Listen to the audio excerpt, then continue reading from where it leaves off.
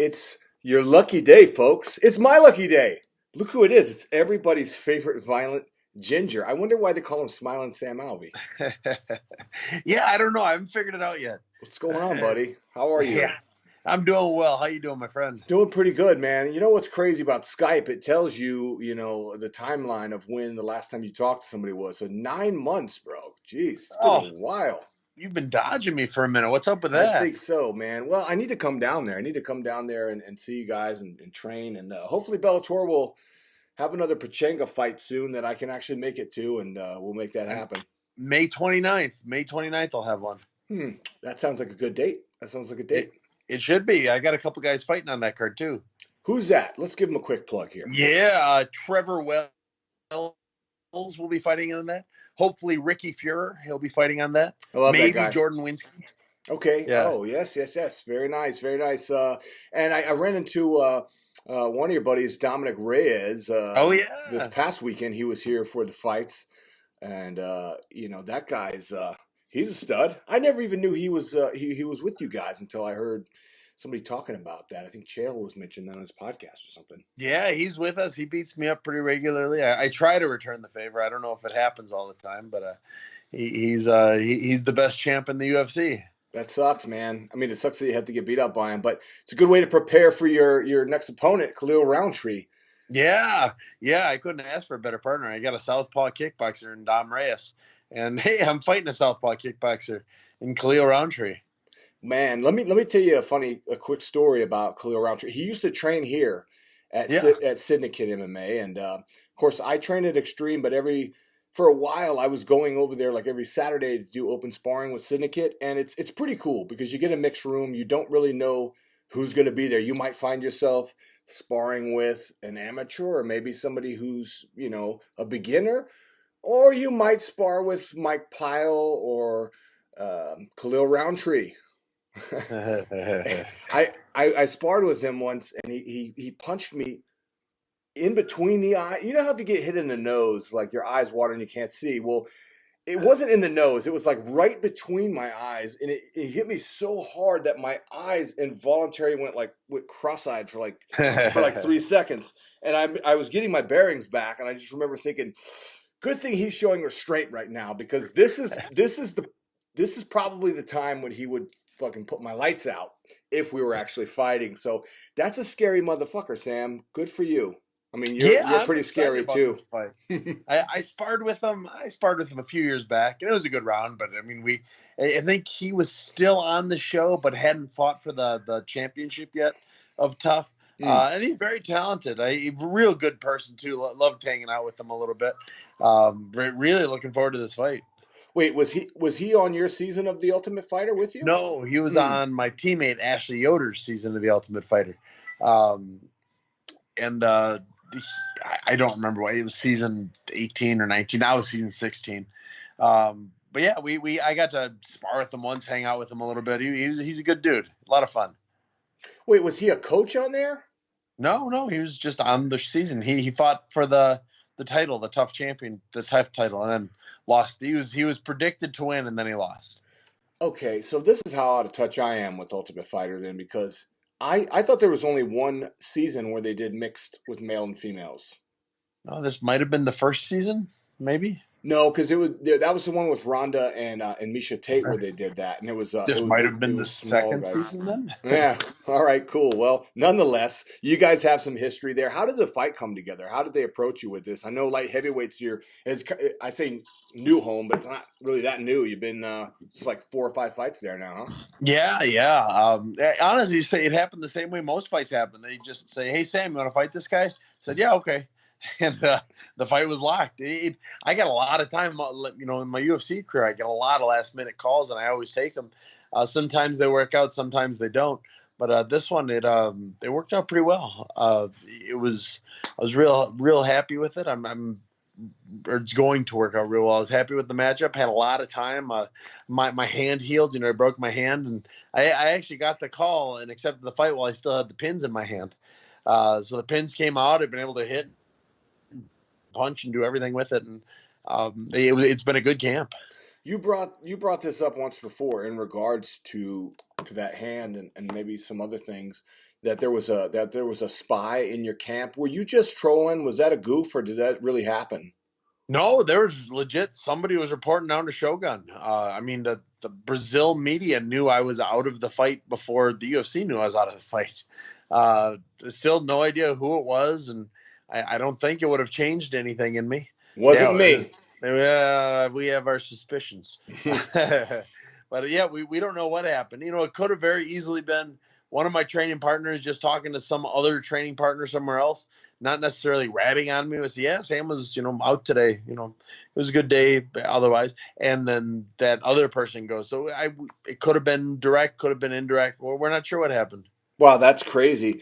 Well, speaking of the Brazilian media having the jump on things, I tell you, so they're fighting in Brasilia, Brazil this weekend, and it looks like the official word is that they will go ahead with the fight, but there will be no fans. Now, a Brazilian media outlet was the first to report that, let's see, I want to pull it up so I can make sure that I get this verbatim. Combate reports that UFC Columbus will be moved to Las Vegas, likely to be held at the UFC Apex, because I read something earlier today that the governor of Ohio is canceling all sporting events that have more than 100 people, and that's kind of a big deal. So what's the latest that you've heard other than what we're seeing on social media? So what you sent me, and you just sent to me before we started recording, that's the latest I've heard. That was the first. But this morning we did get a message from a UFC doctor saying, hey, there's rumors. It might happen. It might not. Nobody knows yet. But if it does, Sam, you're going to need to get a physical also. So if it does get moved, I'm gonna have to get a physical.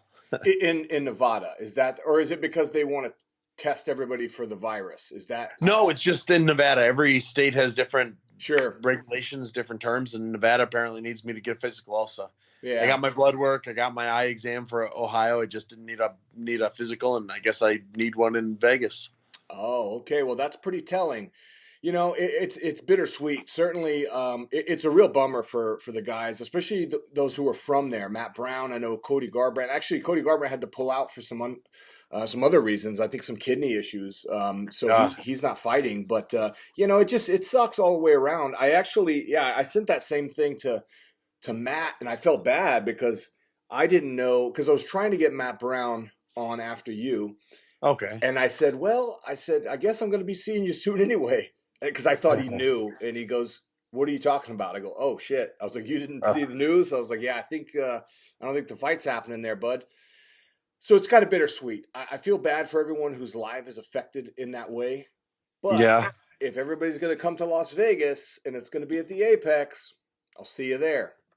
Yeah, are you going to be allowed in the Apex? I think so. We don't know for sure yet. We don't know for sure because. Yeah, well, I mean, everything's just changing, but I'm thinking they'll have some media there. I mean, it wouldn't make any sense for them not to, and I think with the travel restrictions, I think they're going to probably, instead of having an overabundance of media, I think they might actually have a shortage for once, and probably especially on a late notice. And so I'm happy to do it. I love the Apex. Have you been there yet? No, never been to the Apex. Been to the PI a bunch, but not the Apex. It's really cool, man. It's so it's right next door. They bought the building next door. They gutted it, renovated it. It's beautiful, man. Great fight venue, of course. Yeah. This whole thing is just wacky, man. I don't know. You better be rooting for me while we're in there. I want to hear. I mean, it's not going to be many people. I better hear you cheering.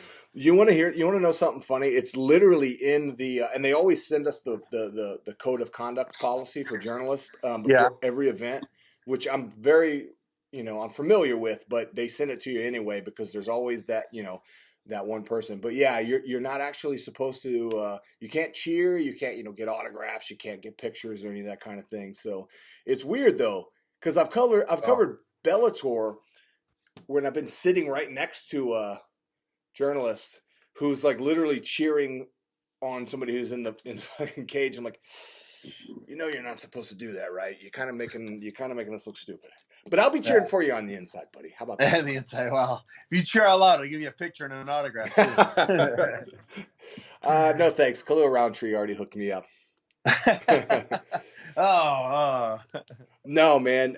He actually, remember I told you, he tattooed the autograph right here. And right there, right. I've actually rolled with you before. And so I haven't sparred with you. So we'll have to do that someday. But I got to Yeah. say, though, he's not really known for his grappling prowess.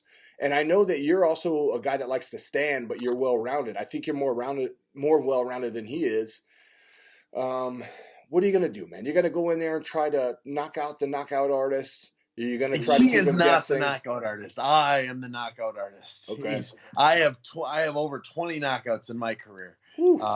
I probably got more Muay Thai fights than he does too. I'm 6-1 in professional Muay Thai. Fantastic. I do feel my stand-up is the better stand-up. That being said, he is going to kick the tar out of my leg because, one, he's smart, and anyone that fights me should try and kick my legs. For whatever, there's some trigger that doesn't go off. I don't check kicks. It's I leave most rings limping a little bit because I don't get checked, and he's got a great couple kicks. So I'm sure my leg can be black and blue come the end of first or second round. But the knockout artist is my forte. Okay.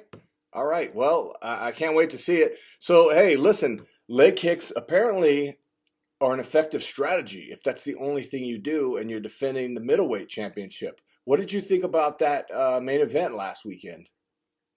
I didn't disagree with it. I didn't overly agree with it either. I thought Romero looked terrible. I thought Romero, I don't know what he was doing. I mean, for the first, minute and 15 seconds of the fight, he stood with his feet together. He looked terribly. He looked like a guy who didn't want to be the champion. And I understand what I mean. If I don't know what my reaction would be if somebody just stood and looked at me while we were fighting. And so I can understand Stylebender fighting the way he did. He doesn't know what the other guy's doing. The other guy's actively trying not to fight, and Stylebender was doing what he could with a guy who didn't want to fight. Yeah, it's interesting because I had mixed emotions about it too. I think they got the decision right. Surprisingly, I actually followed up with a few guys from the practice room on Monday, and I got some sound bites from. Let's see, folks, if you haven't checked it out, if you go to my Twitter, I got Cody Stamen, I got Ryan Couture, Jeremy Kennedy, Sarah Morris, Dennis Davis, and surprisingly, Vinny Magales, Cody Stamen and Ryan Couture were the only ones that said they thought Yoel had won the fight, and I actually hadn't really heard that take from anyone else, and I'm sure there are other people that feel that way. I guess because you never know what those judges are going to score, but for me, here's what I think. People, you hear that saying, if you want to be the man, you got to beat the man. And then some people interpret that as if it means that the scoring standards are different. I don't believe that. I believe in that saying, but I don't believe it makes the scoring standards different. I think it means that if you want the belt, you have to win decisively. In other words, do not ever let it go to the end and wondering if, hey, did I just win that fight? I don't know. It was close. Because now you haven't demonstrated that you really wanted to get out there and take that belt away from the champion. That's my thought.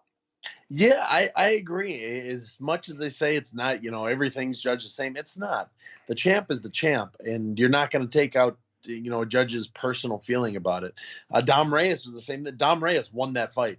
The judges got it wrong, but Dom didn't dominate enough of the rounds, even though he won the fight. And nobody that'll argue that he lost the fight except for two of those three judges. But yeah, it was,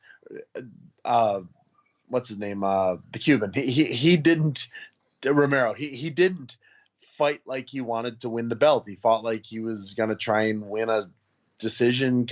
He fought like he was not going to try and win. I thought he won the first because he landed a punch, and I thought he won the fifth because he landed a punch. Everything else was so close that most the effective striking was on a Stylebender's side. Okay, so yeah, and again, going into the decision, I wasn't sure what we were going to see from the judges or what they were going to be looking at. I kind of was like, partially, I put some blame on Stylebender initially because I'm like, you spend a lot of time running away. But then when Dana White came back and talked to us And then after he left, Stylebender came back. And I kind of swayed my opinion a little bit because Stylebender said some things that really made sense to me. He said, look, I told him in there, I said, look, guy, you want this belt? You come and show me that you want it. You want it. Because, there's always some jawing going on there. He said he told him that. I said, look, show me that you want this belt. Come and take it. And the other thing is the way that Romero fights is that he lays a trap for you. Both of those guys are counter strikers. That much is obvious. But Yoel has this very distinct style. And if you look at the brutal knockouts that he's had over Chris Weidman, Luke Rockhold, Tim Kennedy, there's a lot of guys who got in there and sort of got impatient and thought, well, you know what? I'm better than this guy. I'm just going to go after him. And they sort of get frustrated. And in the process of doing that, that's when he says, oh, yeah, just kidding. I'm just waiting for you to slip up so I can crack you upside the head and put you to sleep. Stylebender wasn't going to let that happen to him. Yeah, good on Stylebender because I'm glad I was pulling for Stylebender, but I thought Romero was going to win. And then Romero fought like a clown, and I don't blame Stylebender for fighting the way he fought. What sucks is when Romero came back, you got to understand. Okay, so Ali and Dominance Media, Dominance whatever, they're stable. You know what I'm trying to say? Yeah. They had a media day the day of the fight at 10 a.m. So as soon as we got done with that, we had to go across the street, report to T-Mobile. And I was there, and plus the clock also shifted an hour. So I left the venue at like 1:30 in the morning, drove up to my house, and then by 2 o'clock it was 3 o'clock because of the time change. So I was exhausted. When Romero came back to talk to us, I was like, "Bro, you're killing me. I need to get home. I got to get some sleep. All right, I got to watch the kids all day tomorrow, and I got a ton of video content I got to upload." And what did they even bring him back for? All he did was complain the whole time about how he thought he won the fight. And I'm thinking, now is not the time to be selling the fight. That fight is over and done with. You made a mistake by going in there fighting the way that you did. And a lot of people think he'll probably never fight for a title again. Fighters just, let's be honest, you don't get better with age. And maybe he is losing a step, and that was kind of his defense mechanism, maybe of trying to avoid the criticism. I don't know. Time will tell. But what do you think? Yeah, I think he will fight for a title because I think there's so few people that can beat him.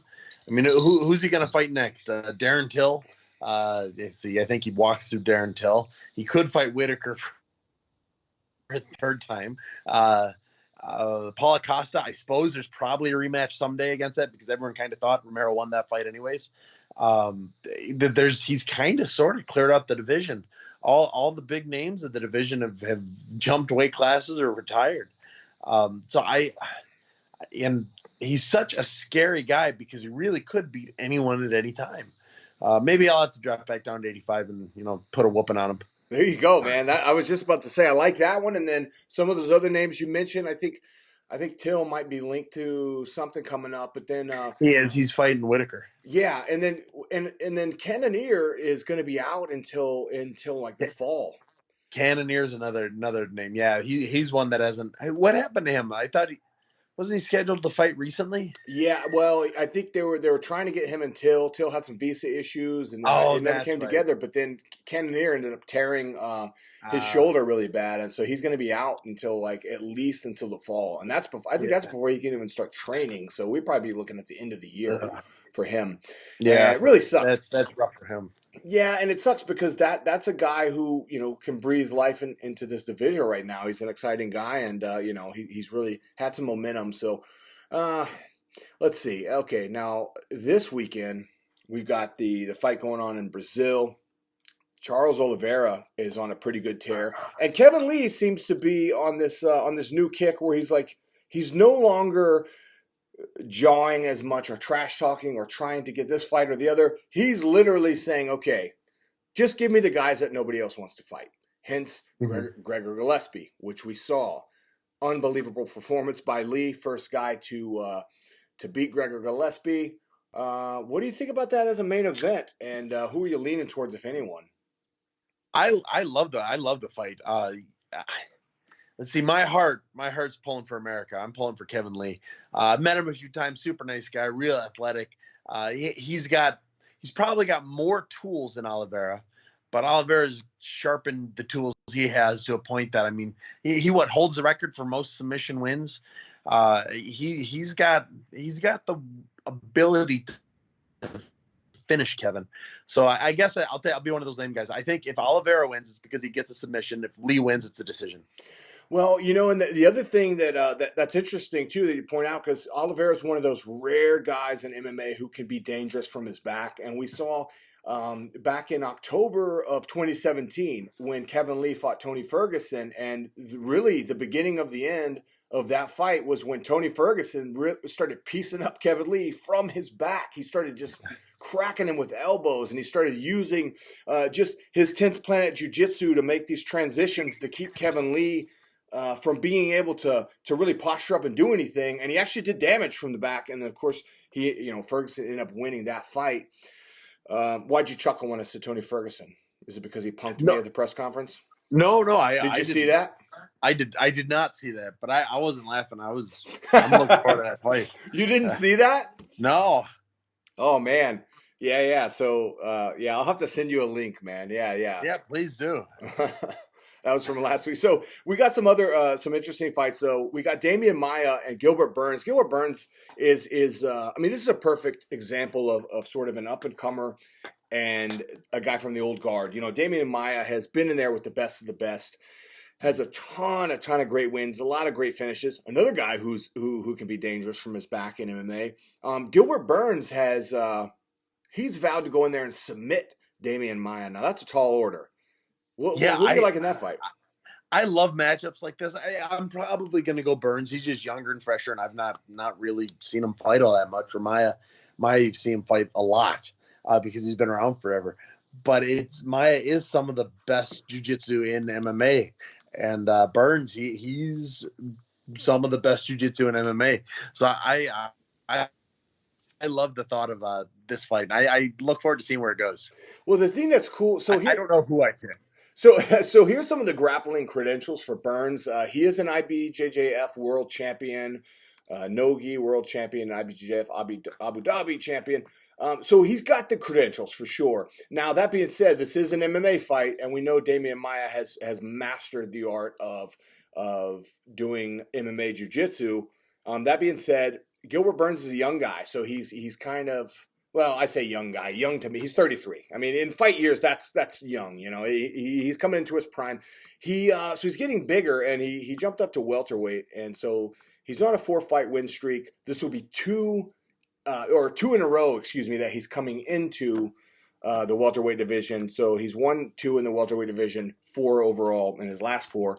That's pretty good, man. So, all right. Elsewhere on the card, we have. In your division, just one more I wanted to chat about because there's a lot of fights on here.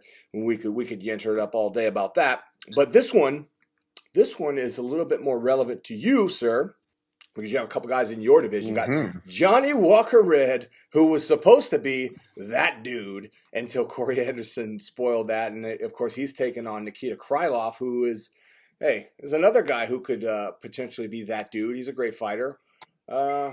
You like that fight? What are your thoughts on either one of those guys?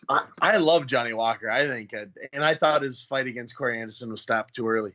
But Mark Goddard does like to do that often enough. Isn't that your boy? Yeah, that's my boy, Mark Goddard. Yeah, keep doing a great job, buddy. No, that being said, I didn't think the result was going to be any different, but I did think it was stopped a little early. I got a cat that's attacking my tent. Yeah, so I love Johnny Walker.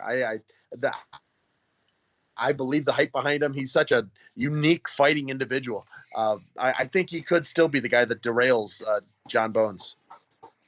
Well, it's funny because clearly it's not going to be Corey Anderson anytime soon. And, here's what's interesting. You talked about your teammate Dom Reyes earlier, and I agree with you. I thought it was super close, but I thought if you're just scoring rounds and we're going by the scoring system we've always used, never mind this idea of championship rounds or you got to beat the man as far as scoring the fight.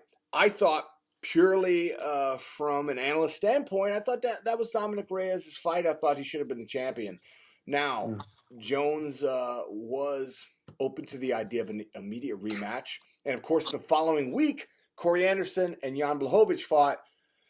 Wasn't the most exciting fight, although it was an exciting finish. And Jon Jones seemed like he was very happy about that. And afterwards he said, yeah, I'm looking forward to fighting Jan Blachowicz. To me, though, I felt like maybe Jon was actually just happy that he saw that neither one of those guys were on his level. And once one of them won the fight, he goes, oh, I could definitely beat that guy, because I don't even think that's a competitive fight, Jan Blachowicz versus Jon Jones. I think Dominick Reyes is a far more dangerous threat. Yeah, I think I knew Jones was never going to rematch him. Jones got beat up for 3.5 of 5 rounds in that fight. I mean, not just beat, but beat up. Worse than Gustafsson the first fight. I mean, Jon lost that fight. He got beat up in that fight. And then you see Blachowicz, and it's just he's not the same threat. He's got some big punches and he's a big guy, but he's kind of slow, and there's just plenty that Jon's going to be able to beat up. So maybe we'll see Corey Anderson versus Dom Reyes, and the winner of that will get, Jones after he beats Blachowicz, and maybe. But there's a lot of possibilities. Who knows? Maybe I get on a 3 or 4 fight win streak, and get up there and beat that cheating ass. Well, listen, the road to the man in your division starts with Khalil Rountree, so that's coming up quick. And we'll be in touch. Sam Alvey, everybody. He's a friend of the show. Just a great guy all around. And, man, you're doing great things both in and out of the cage. We love you. And we can't wait to see you and talk to you soon. Hey, thank you so much for having me on, my friend. All right, brother. All right, you have a good weekend, all right? You too. All right, take care, man. All right, bye.